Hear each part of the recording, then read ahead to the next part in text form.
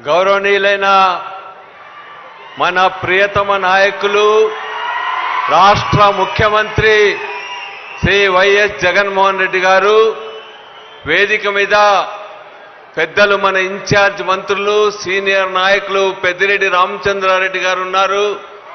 అదేవిధంగా మన మహిళా శాఖ మంత్రి ఉషా చరణ్ గారు ఉన్నారు.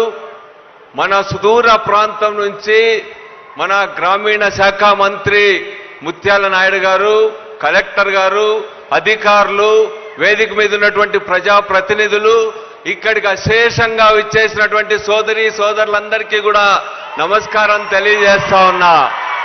నిజంగా ముందుగా జగన్మోహన్ రెడ్డి గారికి నేను చాలా కృతజ్ఞతలు తెలియజేస్తా ఉన్నా. ఇంత దూరం ఇక్కడికి వచ్చి మిమ్మల్ని అందరినీ కూడా చూసేటువంటి అవకాశాన్ని కల్పించిన జగన్ సార్ గారికి నేను కృతజ్ఞతలు తెలియజేస్తా ఉన్నా. ఈరోజు రాష్ట్ర వ్యాప్తంగా కూడా మన ఉరవకొండ వైపు చూస్తా ఉన్నారు. రాష్ట్రంలో ఉన్న కోట్లాది మంది మహిళలు జగన్మోహన్ రెడ్డి గారు ఈరోజు మాట తప్పకుండా మరోసారి 6,500,000 కోట్ల రూపాయలు మహిళా సంఘాలు ఇస్తా ఉంటే ఎంతో ఆనందంగా నవ్వు ముఖాలతో ఎదురు చూస్తా ఉన్నారు.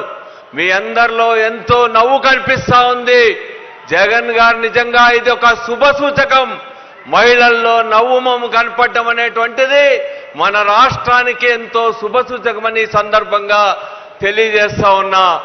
నేను ఒక్క విషయం ఈ సందర్భంగా గుర్తు చేసుకుంటా ఉన్నా. నేను శాసనసభ్యుడిగా ఉన్నప్పుడు జగన్మోహన్ రెడ్డి గారు నాకు అవకాశం ఇచ్చాడు ఒక ఇన్పుట్ సబ్సిడీ పైన మాట్లాడడానికి.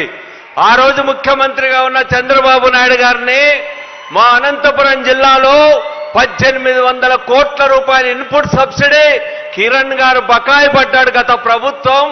అందరూ కూడా కరువు కాటకాల్లో చిక్కుకొని అలమటిస్తున్నారు. ఇన్పుట్ సబ్సిడీ ఇవ్వమని అడిగితే చంద్రబాబు నాయుడు గారు ఏం చెప్పారో తెలుసా? మీరందరూ ఒక్కసారి గమనంలో పెట్టుకోండి. అది కిరణ్ కుమార్ రెడ్డి గారి ప్రభుత్వం. ఆయన చేసిన అప్పు మాకు సంబంధం లేదు, మేమివ్వం మా ప్రభుత్వం అనింది. రైతులు కరువు కటకాల్లో అల్లాడే రైతులకు 1,800 కోట్ల రూపాయలు అప్పు పెట్టిపోతే నాకు సంబంధమే లేదని చంద్రబాబు నాయుడు గారు అన్నారు. కానీ ఈరోజు మానవత్వం ఉన్న మహామనిషి జగన్మోహన్ రెడ్డి గారు కాబట్టి ఈరోజు పైసా కాదు, 2 పైసలు కాదు, 25,000 కోట్ల రూపాయలు రాష్ట్రం ఆర్థికంగా చిక్కుల్లో ఉన్న ఈ సందర్భంగా ఇవ్వడం అనేటువంటిది కూడా ఈ రాష్ట్ర మహిళలందరూ కూడా చేతులు